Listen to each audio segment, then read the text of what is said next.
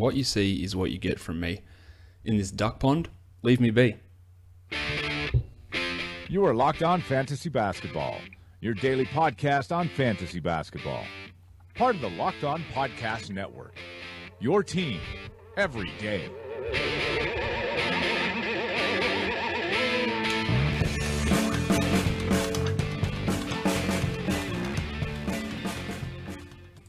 Hello and welcome to the Locked On Fantasy Basketball podcast, brought to you by Fantrax and Basketball Monster. And today's Locked On Fantasy Basketball podcast is also brought to you by Blue Apron. Go to blueapron.com/LOFB to get yourself 3 free meals. My name is Josh Lloyd, and you can find me on Twitter at redrock_bball. You can find me on Instagram at redrock_bball, and of course on Facebook at facebook.com/redrockbasketball. What we're going to do today is what we do most days, and it's break down all the action from Monday's 2 NBA playoff games, and then have a preview of Tuesday's action where there are 3 games on. So, let's get to it. Let's get to it indeed. We will start off with the perfect DFS lineups. We'll start with FanDuel there. We had Jeff Teague starting things off. My name is Jeff. He had 32.8 points, and Mike Conley had 38.7. Lance Stephenson, 25.4 at a nice cheap salary. And as usual, the shooting guards are always the cheaper guys you want to go for. Dan Green was the other shooting guard here. He only had 16.4, but he still finds his way into the optimal or the perfect lineup. At small forward, it's where the big money was. LeBron James, 55.5, and Kawhi had 45.8. At power forward, it was Love at 44.7 and Thaddeus Young at 33.1. And center, Tristan Thompson, 18.5. Definitely not a big total, and he's not even at 4x value there, but still fits in based on the way that the other guys played out. And that's when you get the 2-game slate. That's what happens with these low-scoring days. And this was low-scoring. That perfect lineup was 310.9, and that cost all $60,000. On DraftKings, we had Kyrie at 44.5. His salary was heaps cheaper over there, so he was always a smart option. Dan Green at 18.5. LeBron at 61.5. Zach Randolph at 38.5. Kevin Love, 49.25. Conley at 41.25. Lance Stephenson, 25.5. And Jim Ennis at 20.5 for a total. A perfect lineup total of 299.5, and that cost $49,900. Obviously, that is a ridiculously low total, but again, that's what happens on these low volume nights, on these 2-game slates, and when there weren't great value, I guess, in the playoffs. So just be aware of that and be ready to expect that sort of thing to happen through the rest of the NBA playoffs. All right, time for me to tell you now about today's sponsor, and that is, of course, Blue Apron. If you don't know what Blue Apron is, strap yourselves in, you're about to find out, because Blue Apron is the #1 fresh ingredient and recipe delivery service right across the United States. So what do they do? Well, you've heard me talk about Blue Apron before. What they do, it's a food delivery service, but it's not pre-packaged food. It's not, here, just stick this packet in a microwave and warm it up. No, Blue Apron sources you the freshest and the best ingredients for you to make your own meals. Beautiful restaurant quality meals cooked in your own kitchen by yourself, or by your partner, or by your family, or by your kids. You can get anyone to cook this stuff. The recipes they provide are detailed, but they're not simple, but they're detailed enough that anybody can do it. And the food, the quality of the food that Blue Apron provides is absolutely fantastic. So for you guys who might struggle to cook great meals at home, Blue Apron's the way to go, and it's economical. You can get restaurant quality meals for under $10 per person. Cooking together at home, whether it's with your partner, with your parents, with your kids, it's a great way to share an experience and learn new skills. And Blue Apron will teach you those new skills, as well as providing this awesome food that you're going to be able to eat. They send you a box each week. It's got all the things pre-proportioned, what you need: the veggies, the meat, the pastas, the rice. It's all pre-proportioned. There's no waste. There's no time of you going around, I need to go to this Asian grocery store because I need to buy my ketchup mayonnaise. I need to go to the deli because I need to buy chicken thighs. I need to go to the market because I need fresh bok choy. No, Blue Apron saves you that time and sends it all to you, and there's no wastage. That is the best way that you can go about producing restaurant quality meals in your own home. And if you sign up to Blue Apron now, you can get yourself 3 free meals. And I'll tell you how you can do it in a sec, but I want to talk about the meals that they've got coming up the next week. Lemongrass burgers with cabbage slaw. That sounds pretty good with sriracha mayonnaise and pickled carrots. I like the sound of that quite a bit. And sugar snap pea risotto, or as you guys in the States would call it, risotto. I call it risotto because I'm an Aussie that has to just make sure every sound, every consonant gets really softened. So instead of risotto, it just becomes risotto. No, it doesn't. It becomes risotto. It just becomes very quick and squished together. But it's the same thing. I love risottos. I eat them all the time. And this one here looks fantastic. Sugar snap peas over there, I believe, because you're heading into spring. All that stuff is coming into season. So that looks absolutely beautiful. So if you want to take advantage of this great deal, head across to blueapron.com/LOFB. Make sure you use that /LOFB because it takes you to the site that's specific for this podcast. And you go there and sign up, you get yourself 3 free meals. Again, these meals are fantastic, great quality food, and you get 3 of them for free, and it's a great way to support the podcast. So head across to blueapron.com, check out this week's menu, but do it at blueapron.com/LOFB. You'll love how good it feels and tastes to create incredible home-cooked meals with Blue Apron, so don't wait. Go to blueapron.com/LOFB. Blue Apron is a better way to cook. All right, let's crack into these games now and talk about them. The 2 games that actually did go down on Monday. The first one of those, Indiana and Cleveland.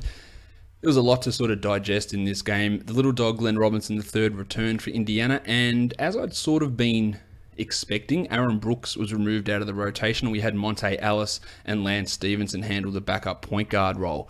Little dog only played the 9 minutes, so he's not impacting too much, and that sort of takes over the 7 minutes that Brooks played in the last game. But with Jeff Teague hurting his wrist,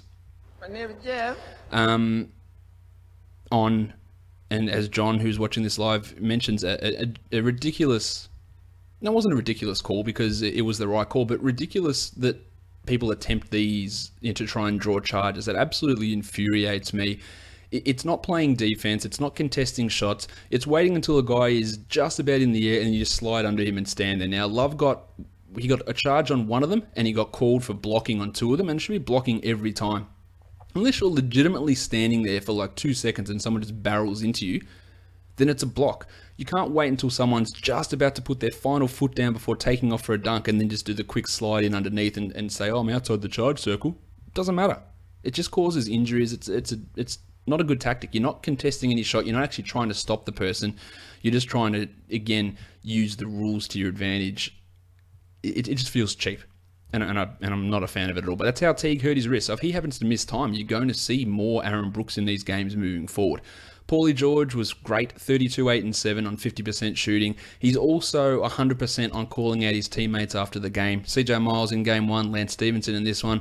Let's see if George can keep up 100% strike rate of calling out his teammates throughout this series. I'm going to bet yes. We'll see how that goes, though. And Miles Turner was atrocious. He did it defensively. He had a steal and 3 blocks, which is nice, but 3 of 10 shooting for 6 points and 5 boards. He struggled. He didn't score until halfway through the 3rd quarter. This is not a good matchup for Miles here at all in this series against Cleveland. I don't like it for him, and I've mentioned that a couple of times when doing the preview part. As for Jeffy Teague, 23, 4, and 4, that was a good night for him. He was continually getting roasted on defense by Kyrie. Offense, he was getting it done. And if you want to speak about getting roasted, Lance Stephenson was getting killed by Irving. And then for that inexplicable portion of the 3rd quarter, he was switched on to Kevin Love. And Love just kept going at him and at him and at him. And Nate McMillan just wouldn't make a change. It's nonsensical to have Stephenson on Love in the first place, let alone for 5, 6, 7 consecutive possessions when he just is getting beaten up every single time that they go down there. And it takes a game that was close to being a sizable margin. This loss is on Nate McMillan for just questionable decision-making. Now, as for Lance, he played 26 minutes. He had 13, 2, and 4 with 2 steals. He's going to stay in this sizable role, I would imagine, moving forward. While Monte Ellis, he just looks done. And this is what I talked about with him about 2 months ago. And then he started to reinvent himself. But he's not a starter. He works better in the bench role as a scorer because he just isn't anything in this starting job. 25 for Monte, 2, 2, and 3, while Thaddeus Young had the 6 steals and 16 points. A really good night for him, and he can do some nice things here against this Cleveland team. Speaking of Cleveland, J.R. Smith lasted just 18 minutes until he was out with a hamstring injury. He was not happy about being pulled out of the game. It's not a serious injury from all all indications, and JR reckons he's going to be right to go for Game 3. But interestingly, when Smith went out, he was terrible. He only had 3 points. He's just only going to be a GPP guy if he plays at all. He just is not consistent enough. But with him out, we saw Iman Shumpert make his first appearance of the playoffs. He was a DMP CD in Game 1, which was odd in itself, and then he didn't play at all in the first half. He started the second half. He ended up playing 20 minutes in the second half, so basically played the entire half. Had 5 points. He's not a good fantasy contributor, but he had a steal, and he was fantastic defensively. So that sort of outburst from Shumpert makes me think that he's going to get some minutes here moving forward, whether that's at the expense of Dick Jefferson or JR goes from 35 or 36 down to 29 and Kyle Korver drops down to 10 minutes or Darren Williams plays 10. I'm not sure, but you would have to think that Shumpert has played himself into the rotation here moving forward. LeBron had a ridiculous game, 25 and 10 with 7 assists, 4 steals and 4 blocks. Just a huge performance from LeBron, while Love had 27 and 11, and Kyrie had 37, 2 and 2 with 4 triples. All three of those guys, LeBron had the lowest field goal percentage, 55%. They weren't missing anything. Love took 7 shots. He hit 6 of them. This is what I mean. He was just roasting Lance Stephenson continually. Got to the line 12 times, hit all 12 of them. It was a masterful performance from those Cavs guys. Tristan Thompson was key on the boards with his 10 boards and 2 blocks. A decent outing there. As I mentioned before, he was in that perfect lineup as a center because he did enough and enabled you to get some of those other high-price guys in at other positions.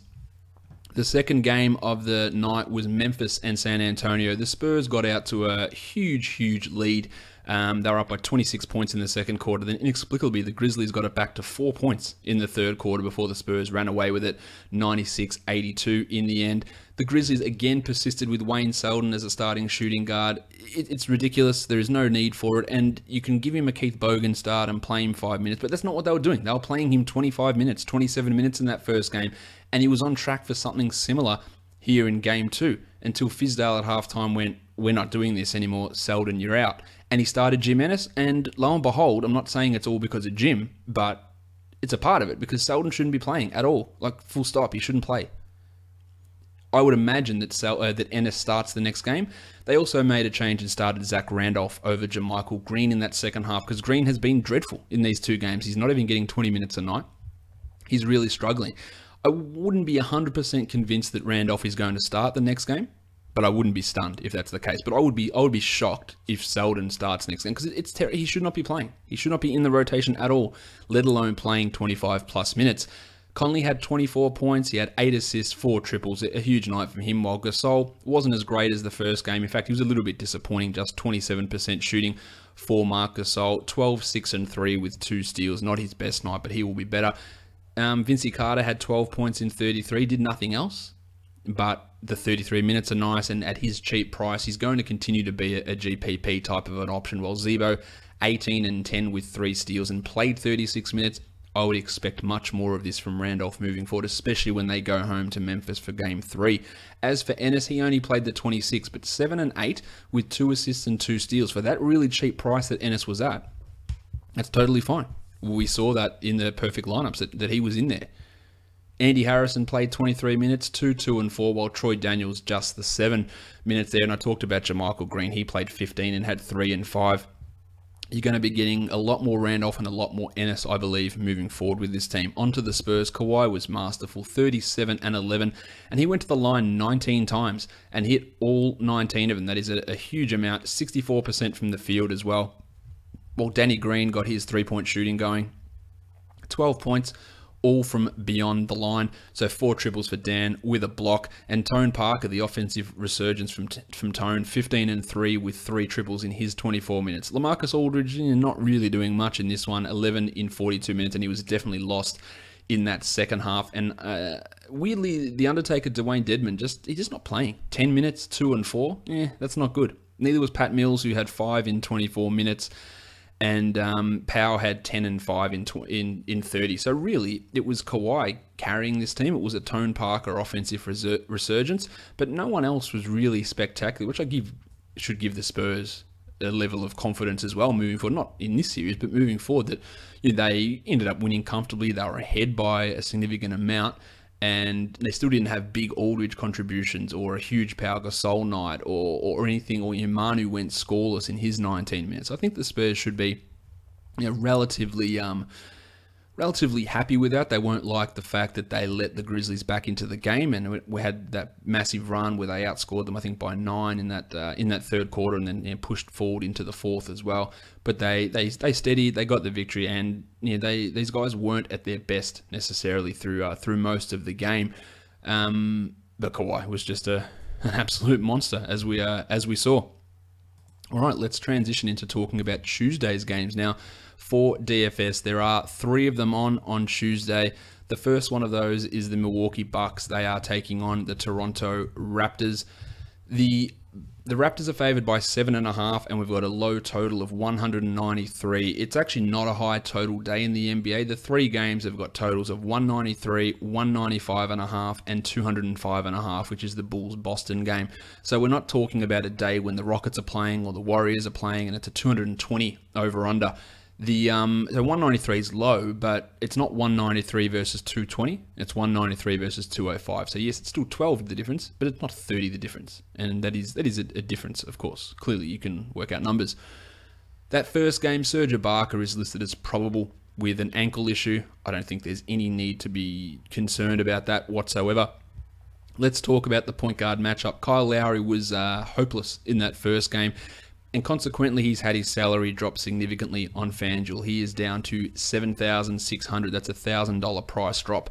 Yes, he was bad in the last game. Yes, he was bad in the first round of the playoffs last year. But at $7,600, despite the negative matchup against the Bucks, I don't have an issue with using Lowry there. I think that he has got bounce back written all over him here, and that price reduction is really helpful. Now, on DraftKings at $7,900, he falls down the list in terms of point guards that I would want to use.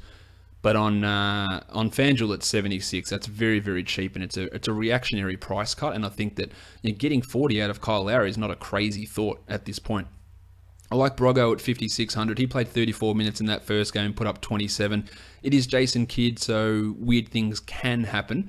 But I would think that you're getting 34 out of Brogdon, 34 minutes out of Brogdon at least, which should enable him to approach 30 points, and that makes him a viable option. Corey Joseph is playing minutes. He's not doing a great amount with them, averaging 7 points over the last 3. He had 27 in that game 27 minutes, and had 7 points. Now, he can be better than that, and at 3,700 for a guy that's going to get 25 plus minutes, I don't 100% dislike it. I dislike Matty Dellavedova more at 3,700, the same price. I would rather take Joseph over Dellavedova, but I think that Delly could get close to 30, as we saw in the last game from him again.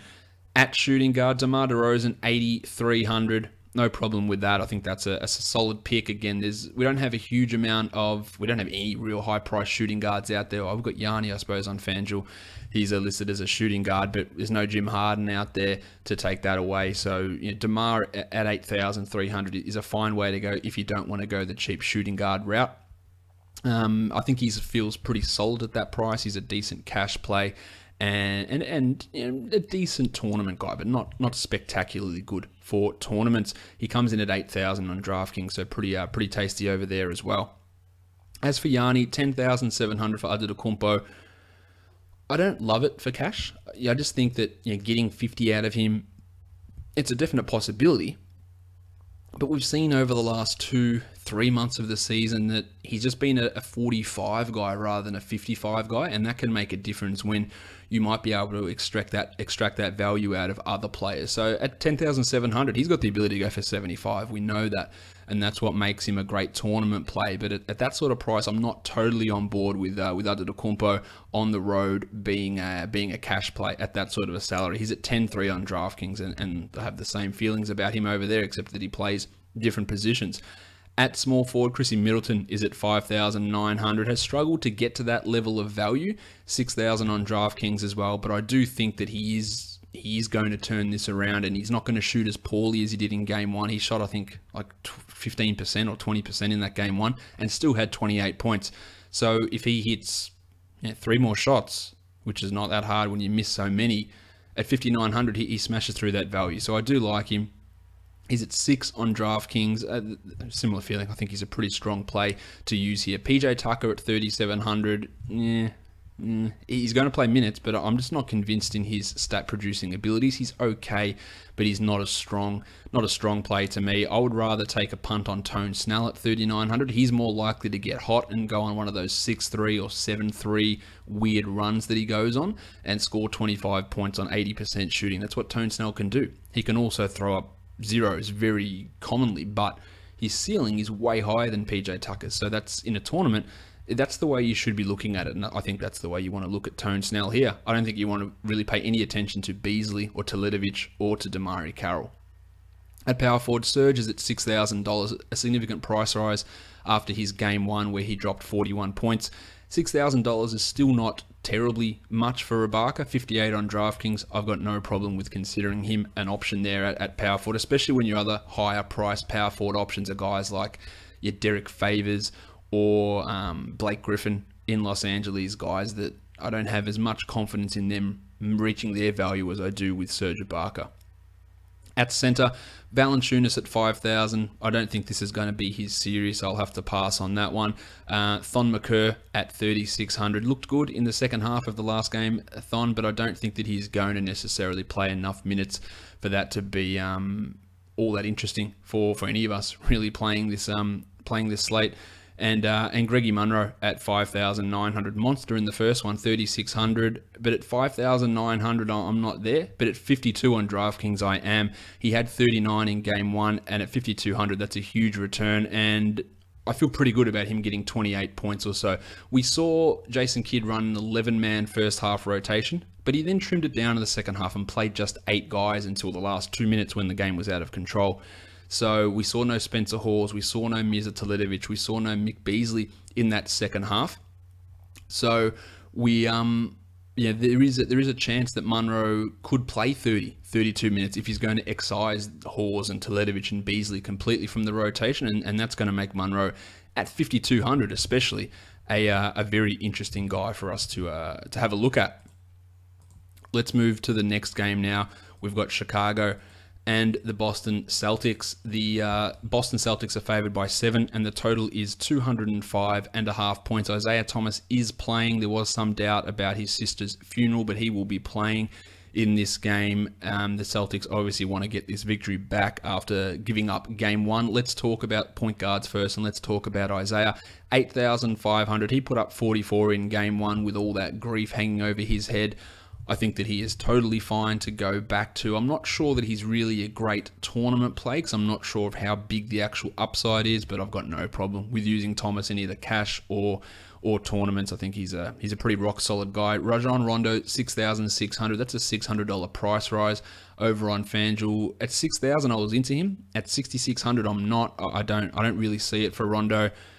He had some foul issues. He had some poor play early on. He put up some numbers still, but with Butler and Wade there to handle the ball and the emergence of Jaren Grant, I'm not sure that Rondo is 100% to stick to big minutes. You know, Hoiberg can flip-flop pretty quickly, so I don't like Rondo at that increased salary that we're looking at him at. And 68 on DraftKings, the same. I'm not interested in that whatsoever.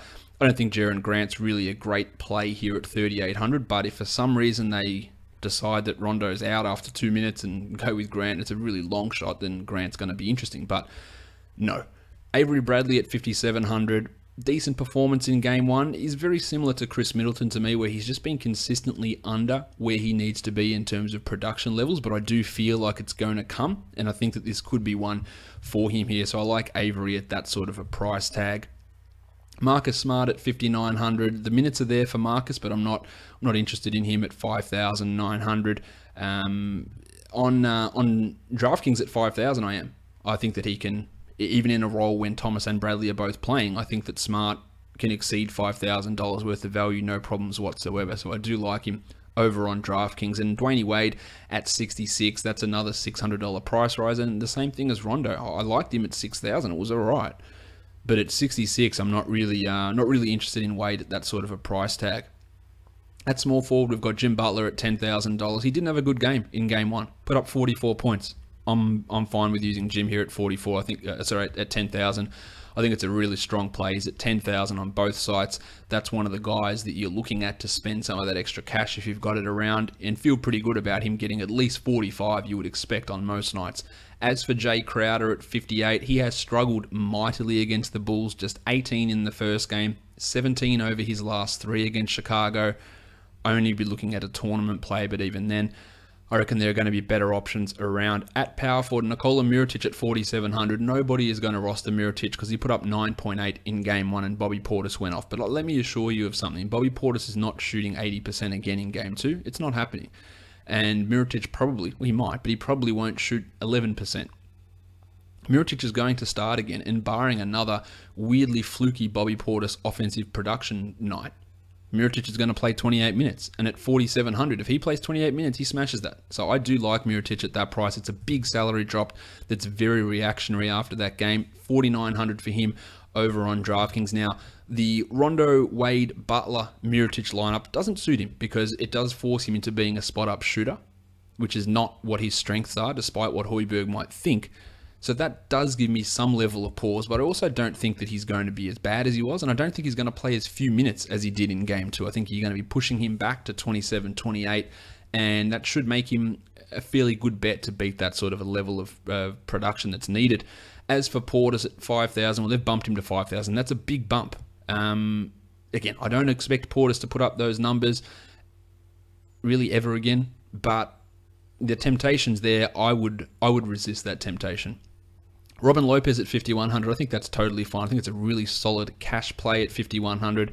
Really got no problem with that. 51 on DraftKings as well. I like it. Whereas Al Horford's at 7,100. He had 37 in Game 1.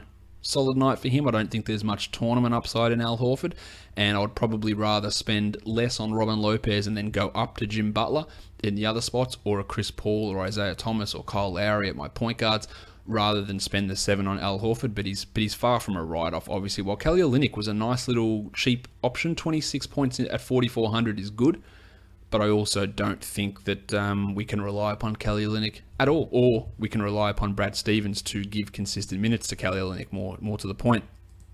The Utah Jazz and the Los Angeles Clippers is the last game of the night.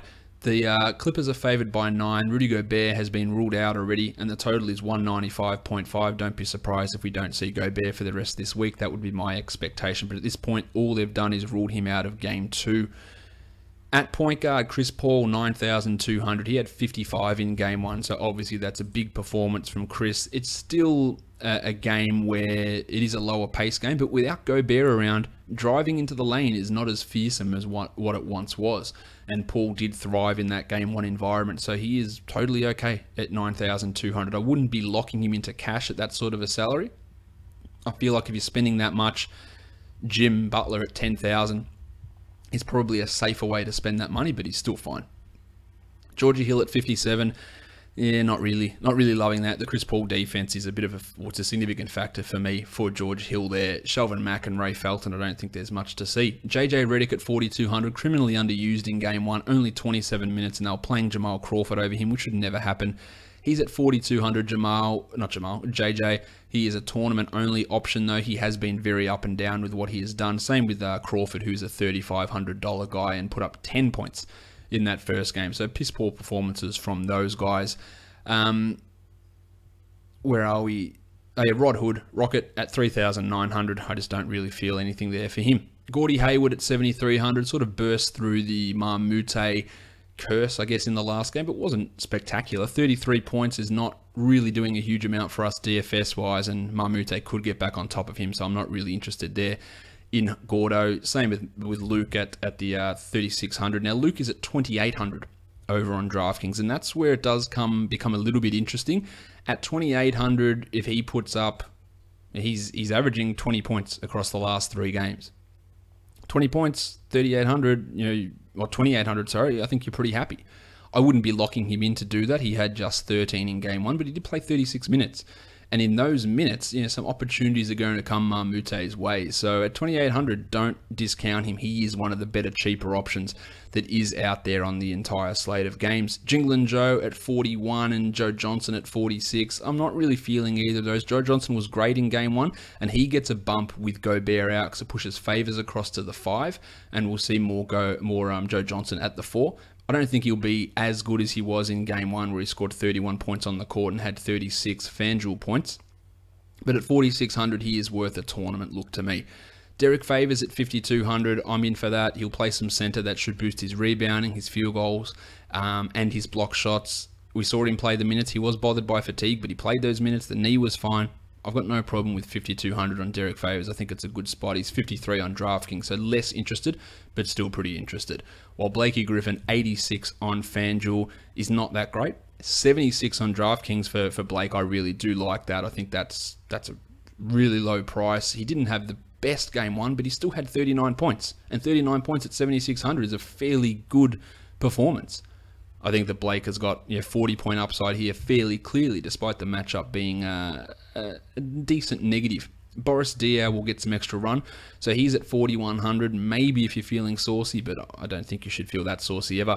DeAndre Jordan at 7,700. He doesn't have the Gobert factor to deal with. He's at 77. I like it. He's at 7,000 at DraftKings. I really like that. That is a superb price. He had 37 in game 1. Fantastic. Easily got a chance to go here over 40. No, really, really like that for DeAndre Jordan. And Jeff Withey at 4,500, maybe, but the answer to that is probably not. All right, that's it, guys. We're done for today's podcast. Short and sharp in these playoffs. Quick reviews, quick discussion. It's not even that quick. There's not that much to talk about because there aren't that many games on. Good luck with everything. Subscribe to this podcast on YouTube. Well, you can subscribe on YouTube, but do it on iTunes, on Stitcher, on Google Play, on TuneIn as well, and leave a review. It is very helpful when you do that. And don't forget to check out our sponsor, Blue Apron. Go to blueapron.com/LOFB to get yourself 3 free meals. We are done here, guys. Thank you so much for listening, everyone. See ya.